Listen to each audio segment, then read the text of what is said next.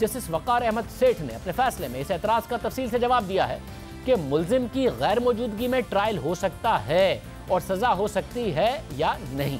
Justice वकार के मुताबिक ये बात तो मुल्जिम के रवैये और अमल से साबित होती है कि ट्रायल के आगाज से ही वो मुसलसल और जिद के साथ मुकदमे में ताखीर करते रहे और मुकदमे से बचने की कोशिश करते रहे।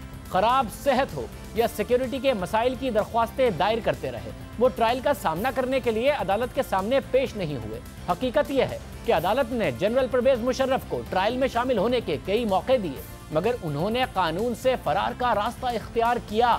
जस्टिस वकार अहमद के फैसले के मुताबिक ये एक तस्लीम शुदा असूल है कि खसूसी कानून आम कानून पर बालादस्त होगा।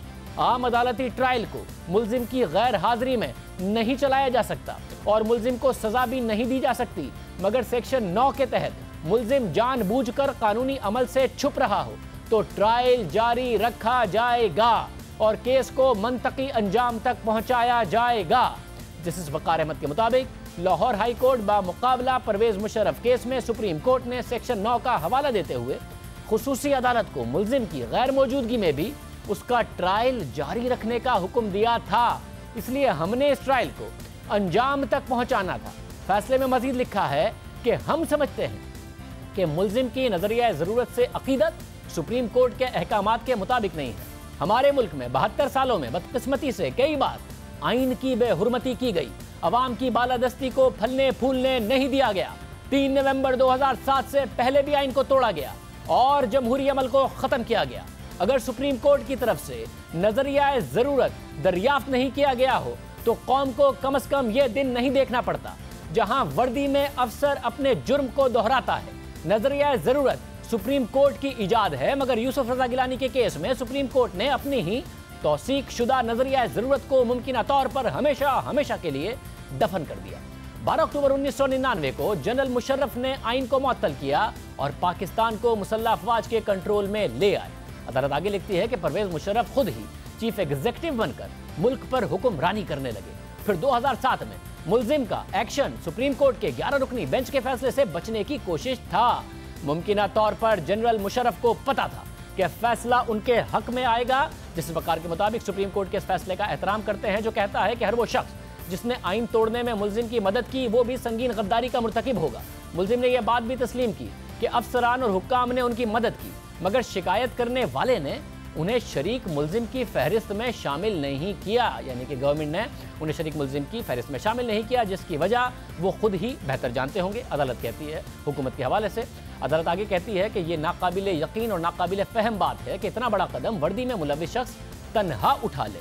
सुप्रीम कोर्ट के जिस हुक्म का हमने पहले हवाला दिया है उसमें बताया गया है कि अदालत शरीक मुल्जिम को केस में शामिल नहीं कर सकती, जिसका मतलब ये नहीं कि हुकूमत भी शरीक अफराद के खिलाफ कार्रवाई नहीं कर सकती। ऐसा हुकूमत किसी भी वक्त कर सकती है, ये अदालत का नहीं, अदालत बता रही है ये हुकूमत का इख्तियार है कि बाकी लोग जो मुशर्रफ के साथ थे उनके खिलाफ भी कार्रवाई हो सकती है। अदालत आगे लिखती है कि बदकिस्मती से मुल्जिम के साथियों को आज़ाद छोड़ा हुआ है।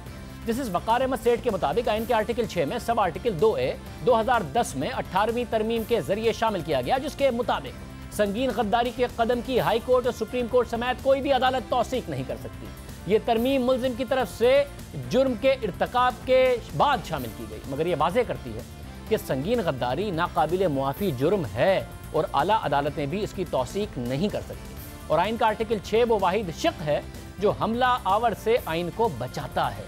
अदालत आगे लिखती है कि संगीन गद्दारी का ट्रायल उन लोगों के लिए आइन की ज़रूरत है जो किसी भी वजह से आइन को कमज़ोर करें या उसे कमज़ोर करने की कोशिश करें।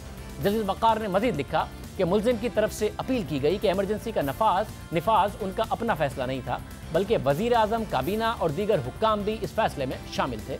तो इस हवाले से अदालत लिखती है कि इस हवाले से हम पूरे एतमाद हैं कि ये तमाम मामलात सुप्रीम कोर्ट पहले ही तय कर चुकी है और सुप्रीम कोर्ट के फैसले के खिलाफ मुल्जिम की नज़रसानी की दरख्वास्त मुस्तरद हो चुकी है।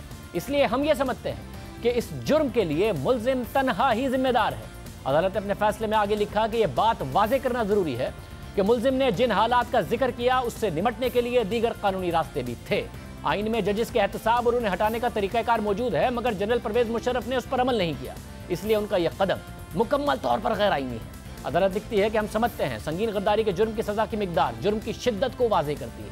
मुल्जिम के खिलाफ प्रोसिक्यूशन ने नाकाबिले तरदीद और नाकाबिले एतराज़ शवाहिद पेश किए, जिसके बाद अदालत इस नतीजे पर पहुंची कि मुल्जिम कसूरवार है और उसे मिसाली सज़ा मिलनी चाहिए।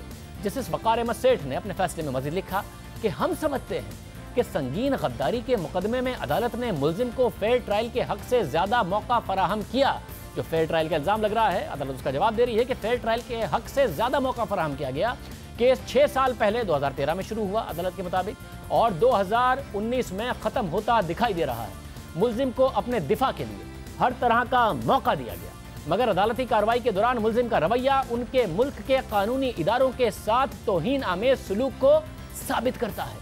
केस के हक़ाइक़ को बहुत अच्छे तरह से दस्तावेज शक्ल दी गई थी और ये दस्तावेजात वाज़ेह तौर पर मुल्जिम के कसूरवार होने की निशानदही कर रही थी, जो रियासत की तरफ से मुल्जिम पर लगाए गए इल्ज़ामात को साबित करती है। इसलिए हम इस नतीजे पर पहुंचे हैं कि मुल्जिम कसूरवार है और उसे हर जुर्म में फांसी की सज़ा दी जाती है। उसके बाद जस्टिस वक़ार ने वही नुक्ता 66 लिखा जो हमने आपको पहले ही बता दिया, और उसके बाद जस्टिस वक़ार ने लिखा कि यकीनन सज़ाए मौत और फैसले के इस हिस्से को कि कहीं भी तफसीलात बयान नहीं की गई, लेकिन क्योंकि ये अपनी नौयत का पहला केस है और मुल्जिम को मफरूर मुजरिम करार देकर उनकी गैर मौजूदगी में सज़ाए मौत सुनाई गई है, लिहाजा सज़ा पर अमल दरामद होना चाहिए और उनकी मौत की सूरत में ये सवाल उठेगा कि सज़ा पर अमल दरामद कैसे हो।